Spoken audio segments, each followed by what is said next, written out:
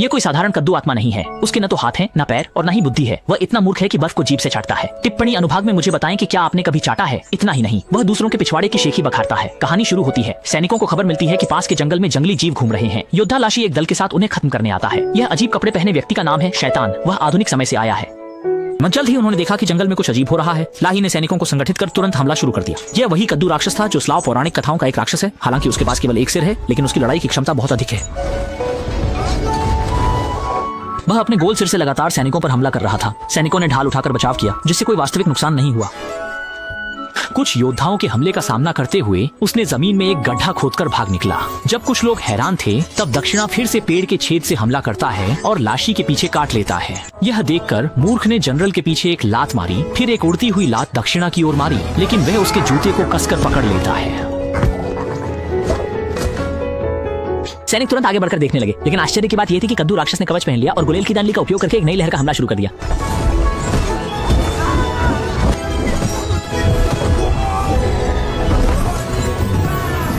एक जोरदार प्रयास के बाद अंत में उसे मूर्ख बना दिया गया। लाशी ने एक डंडे से उसकी कवच को तोड़ दिया और एक बोरी में उसे आसानी से पकड़ लिया। शादान ने भी गुस्सा निकालने की कोशिश की, लेकिन उसे मौके पर ही बेहोश कर दिया गया। इसके बाद वे किले में लौट आए। जब वह घर लौटा तो उसका घर काफी आधुनिक तरीके से सजाया गया था, जिसमें LED lights, fridge, humidifier, oven सब कुछ था।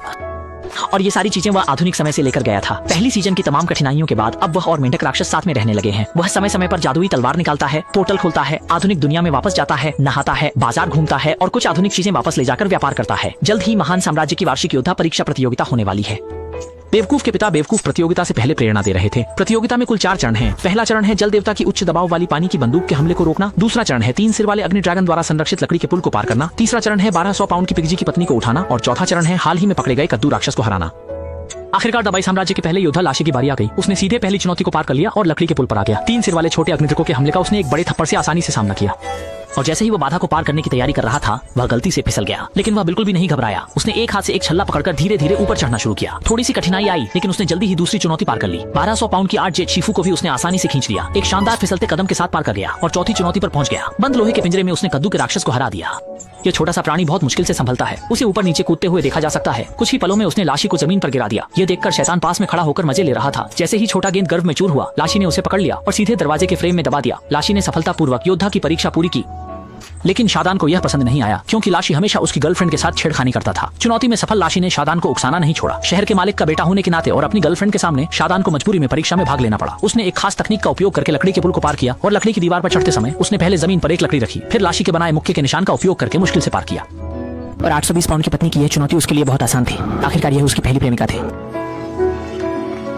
और इसी समय आकाश में एक काले ड्रैगन पर सवार एक महिला उड़ती हुई आई। वह हवा में एक चक्कर लगाने के बाद धीरे धीरे जमीन पर उतरी। जिन्होंने पहली फिल्म देखी है उन्हें पता होगा कि यह काली जादूगरनी वही है जो आधुनिक दुनिया में पहले बेवकूफ की आया थी। और सफेद उल्लू पहली फिल्म की रानी है। काली जादूगरनी बिना कुछ कहे हमला कर देती है।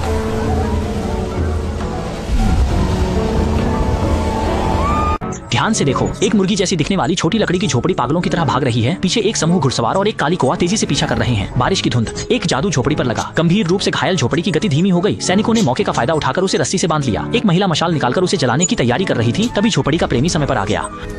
दूसरी ओर बड़ा सफेद साम्राज्य वार्षिक योद्धा परीक्षण प्रतियोगिता आयोजित कर रहा है। तभी एक काली महिला पर सवार एक काला कौवा धीरे धीरे युद्ध के मैदान पर उतरा और उसके पीछे एक सफेद बिल्ली का बच्चा भी था। मूर्ख ने अपनी आंखें साफ की और देखा काली जादूगरनी वास्तव में उसकी पूर्वदाई थी। वे इस बार जादुई तलवार हासिल करने के लिए आई थी। ये कहानी 500 साल पहले की है, जब एक महान जादूगर ने अमृता प्राप्त करने के लिए एक जादुई तलवार बनाई। जैसे ही जादुई तलवार को क्रिस्टल के साथ जला जाता, अमृता प्राप्त हो जाती। लेकिन उसके शिष्य के मन में बुरे विचार आ गए। उसने रक्त की बलि देकर अंधकार की शक्ति प्राप्त कर ली। जैसे ही जादूगर अमृता की रस्म पूरी करने वाला था, उसने एक विशाल पत्थर को नियंत्रित करके अपने गुरु को मार डाला और वह जादूगर की जगह अमर बन गया। यह छोटा लड़का पहली सीजन में दिखाया गया बूढ़ा आदमी है। अब उसे मृत्यु की भूमि में बंद कर दिया गया है। लेकिन पत्थर से कुचले गए जादूगर की मौत नहीं हुई। उसने जड़ें जमाना शुरू किया और पेड़ के राक्षस में बदल गया। फिर उसने एक अजीब गुलाब का फूल बनाया जिसने छोटी लड़की और उसकी बहन को घायल कर दिया। फिर उसने उन्हें अंधेरे की शक्ति दी, उन्हें अपनी कठपुतली बना दिया ताकि वे उसके लिए जादुई तलवार खोजें और उसे फिर से धरती पर लाने में मदद करें।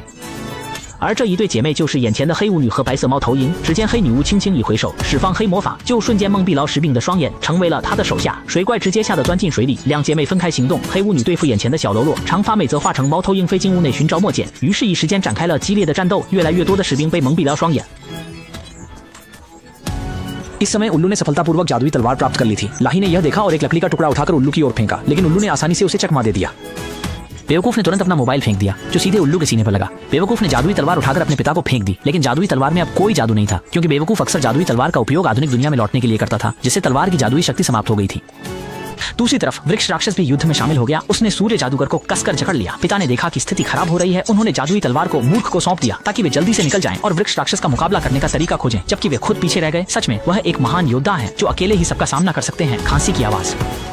बेवकूफ ने जाने से पहले कद्दू आत्मा को भी बचा लिया और जल्दी ही 4 लोग और एक गेंद महल से भाग निकले। जैसे ही बूढ़ी जादूगरनी ने सीटी बजाई, एक चलने वाला छोटा लकड़ी का घर उनकी ओर आया। पीछा करने वाले सैनिकों के आने से पहले छोटा लकड़ी का घर पानी में कूद गया और बहते हुए दुश्मनों को भटका दिया, जबकि 4 लोग और एक गेंद नदी के किनारे लकड़ी के खंभे के नीचे छिप गए। काली जादूगरनी उनके चाल में फंस गई। जब उन्होंने छोटे लकड़ी के घर को पकड़ा तो पाया कि उसमें कोई नहीं था और छोटे लकड़ी के घर को उसके बॉयफ्रेंड ने सफलतापूर्वक बचा लिया। खांसी की आवाज। और दूसरी ओर बूढ़ी जादूगरनी ने कहा कि केवल वर्षों पहले के उस अमर लड़के को ढूंढकर ही वृक्ष राक्षस को नष्ट किया जा सकता है और वह अब पश्चिम के मृत्यु क्षेत्र में बंद है। अब उन्हें जो करना है वह है मृत्यु के स्थान पर जाना और उस अमर लड़के की मुहर को खोलना। जल देवता की मदद से वे सूखी लकड़ी पर सवार होकर आगे बढ़े और जल्दी ही एक छोटे द्वीप पर पहुंच गए। लाशी और बूढ़ी चुड़ैल ने घास में से 2 बड़ी लोहे की जंजीरें निकाली, फिर धीरे धीरे उन जंजीरों को खींचा। असल में ये कोई छोटा द्वीप नहीं था, बल्कि एक विशाल और उड़ने वाली भेल थी।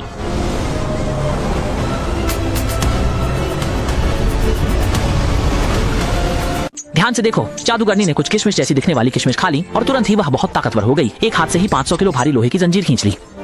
लाशी और शमान ने जोर से खींचा और छोटा द्वीप धीरे धीरे हिलने लगा। असल में यह कोई छोटा द्वीप नहीं था, बल्कि एक उड़ने वाली भेल थी। 2 बड़े लोहे के छल्ले स्टीयरिंग व्हील थे जो दिशा को नियंत्रित करते थे। वे बड़ी भेल पर सवार होकर मृत्यु के स्थान की ओर जाएंगे, अमर लोगों की मुहर को खोलने के लिए, ताकि जादू के राक्षस को नष्ट किया जा सके।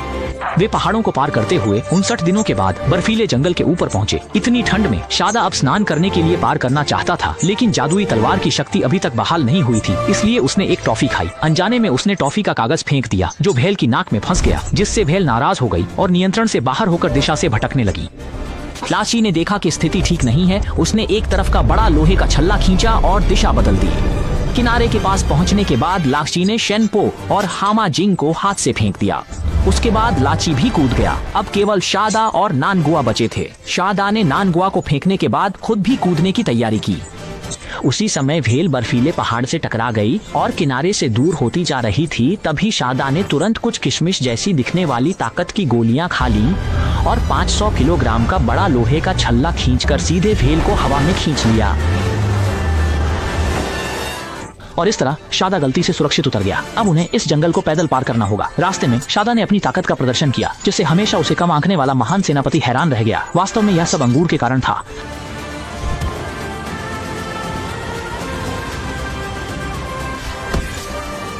बिना हाथ पैर वाला कद्दू केवल बर्फ में लुढ़क सकता था। जल्दी ही वह एक बड़ा बर्फ का गोला बन गया। इतना ही नहीं, उसने यह भी साबित कर दिया कि सर्दियों में चीजों को बिना सोचे समझे नहीं चाटना चाहिए। कई कठिनाइयों का सामना करने के बाद वे अंततः मृत्यु के स्थान पर पहुंच गए, जहां एक इंसानी चेहरे वाली बोलने वाली मूर्ति स्थित है, जो मृत्यु के स्थान का द्वारपाल है। मृत्यु के स्थान में प्रवेश करने के लिए उनके 3 प्रश्नों का सही उत्तर देना आवश्यक है। यदि एक भी गलत उत्तर दिया तो उनका हाल भी यहाँ पड़े इन योद्धाओं जैसा होगा।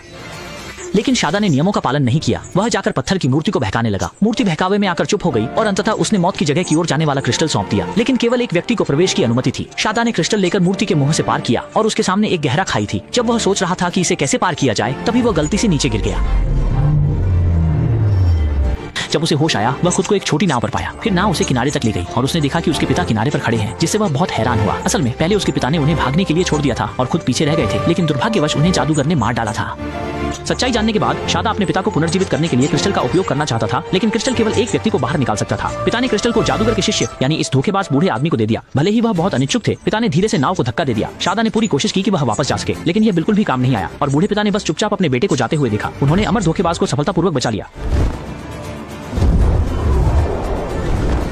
रात में देवी ने उससे जादूगर को हराने का तरीका पूछा, पर उसे कुछ भी याद नहीं था। अगले दिन वे सफर शुरू करके वापस बाईशान देवता के देश लौटने लगे। रास्ते में लगातार जादूगर के सिर पर चोट करते रहे। ऐसा लग रहा था कि उसे कुछ बातें धीरे धीरे याद आ रही थीं। काले जादू को खत्म करने के लिए जादू की तलवार और जादू का पत्थर होना जरूरी है, और जादू का पत्थर महल में छिपा है।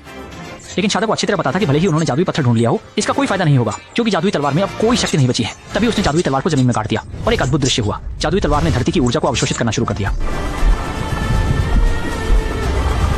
ध्यान से देखो, यह आदमी जैसा दिखने वाला आदमी जादुई तलवार को जमीन में आसानी से डाल देता है। अगले ही पल जादुई तलवार तेजी से नीचे धंसने लगती है, लगातार धरती से ऊर्जा खींचती है। जब उसने फिर से जादुई तलवार निकाली तो तलवार की जादुई शक्ति वापस आ गई थी। उसने हाथ से एक झटके में एक बड़ा पेड़ काट दिया और यह सब उल्लू की निगरानी में हुआ। जादुई तलवार की शक्ति वापस आते देख उसने जल्दी से समय सुरंग खोली, आधुनिक समय में लौट आया और कुछ कप चाय ले आया। फिर उसने कुछ दाने ताकतवर किशमिश खा लिए और जादुई तलवार को एक बड़े पत्थर के नीचे छिपा दिया, फिर सो गया। कुछ घंटे बाद ड्यूटी पर तैनात लाशी को एक तीर से मारा गया। असल में वह वही उल्लू था जो पीछा कर रहा था। एक समूह सैनिकों ने उन्हें घेर लिया और कद्दू ने सबसे पहले हमला किया। अन्य लोग भी नींद से जाग गए और दोनों पक्षों के बीच तीव्र लड़ाई शुरू हो गई। असामान्य रूप से शादान ने सोचा कि वह जादुई तलवार की मदद लेगा, लेकिन वह बड़ी चट्टान को हिला नहीं सका। उसने तुरंत ताकतवर किशमिश निकाली, लेकिन वह पहले ही खा चुका था। यह दृश्य ठीक उसी समय जादूगरनी ने देखा। असल में उसकी पहले की अद्भुत ताकत सब झूठ थी। सौभाग्य से वे जादूगरनी की आड़ में भागने में सफल रहे। इसके बाद कुछ सैनिकों ने विशाल पत्थर को उठाया और इस महिला जैसी दिखने वाली उल्लू ने सफलतापूर्वक जादुई तलवार प्राप्त कर ली। जैसे ही पत्थर गिरा, पहाड़ हिलने लगा और गिरती चट्टानों ने रास्ता बंद कर दिया, जिससे शादान और उसके साथी अलग हो गए। क्योंकि राशि की चोट गंभीर थी, उसे तुरंत शहर वापस जाकर इलाज कराना पड़ा, इसलिए साथी चले गए, शादान और कद्दू को एक दूसरे के सहारे छोड़कर। और दूसरी तरफ वृक्ष राक्षस ने देखा कि उल्लू जादुई तलवार लेकर जाना चाहता है, तो उसने काली जादूगरनी को जादुई तलवार लेने के लिए भेजा। वह काले कौवे पर सवार होकर आई और पीछे से उल्लू पर हमला किया। दो बड़े पक्षी आपस में लड़ते हुए आसमान से जमीन पर आ गए और उनके लड़ाई के दौरान जादुई तलवार जंगल में गिर गई। काली जादूगरनी ने देखा कि उल्लू कितना घमंडी है। उसने काला जादू करके उसकी आंखों को धोखा दिया और उसे कठपुतली बना दिया। दूसरी ओर बजरंग की पत्नी और छोटा अग्नि ड्रैगन आराम से चिकन लेग भून रहे थे। लड़की ने जैसे ही खाने की सोची, उसने देखा कि जमीन में धंसी हुई जादुई तलवार। उसने 2 उंगलियों से आसानी से तलवार निकाल ली और ध्यान से देखने के बाद भी कुछ समझ नहीं पाई। ये सच में बहुत ही अजीब संयोग है। वह फिर से संयोग से ही शैतान से मिली। शैतान उसके हाथ में मौजूद जादुई तलवार चाहता था, लेकिन लड़की उसे देना नहीं चाहती थी। हालांकि पिछले 2 बार के अनुभव के बाद शैतान को पता था कि उसे क्या पसंद है। उसने एक आंख मारी, एक प्रेम गीत गाया और अपनी कमर मटकाई और इस तरह उसने महिला दानव को मना लिया। ये देखकर कद्दू भी सहन नहीं कर सका। रात का अंधेरा छा गया। कोई भी मुर्गी कद्दू के मुंह से नहीं बच पाई। उसने सुरक्षा हेलमेट पहन रखा था और साथ ही 2 गार्ड्स को भी हरा दिया।